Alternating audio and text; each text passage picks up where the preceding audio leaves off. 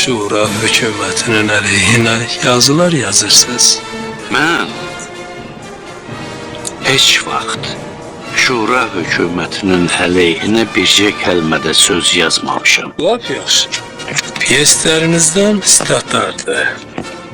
Oxuyaq. Yeter çıldırdınız hükümet diye. Evleri yıktınız adalet diye. Söyle, öyündüğün adalet bu mu? Hükümet dediğin rezalet bu mu? Siyavuş piyesi. Bunu siz yazmışsınız da? Bəli, mən yazmışam. Laf yaxşı. Hükümet dediğin rezalet deyəndə siz neyi nəzərdə tutursunuz? Necə yəni nəyi? Söhbət uzaq əsrlərdən gedir.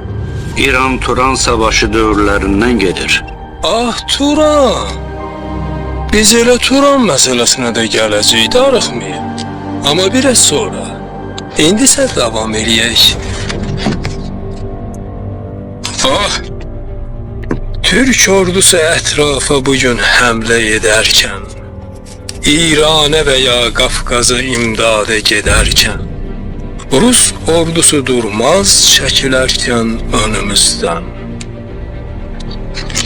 Kakay pozor! Türk ordusu daim basaraq ölkələr almış, ən sonda siyasətdə basılmış da bunalmış. İdraki sönük başçıların qəfləti ancaq etmiş, edəcək milləti həp əldə oyuncaq.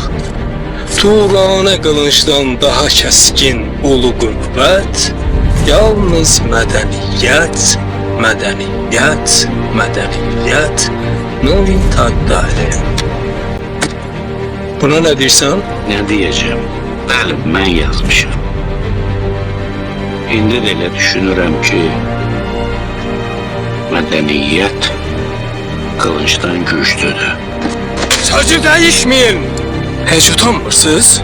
Şura hökumətinin çörəyi yeyirsiniz. Amma Türkiyəni təbliğ edirsiniz. Mən heç kəsin çörəyini yemirəm. Ancaq öz əllərimlə qazandığım çörəyi yeyirəm. Mən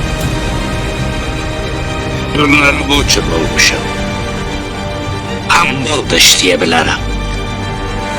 Fəqət heç vaxt mənliyimi satmaq, əsir olmaq istəməm.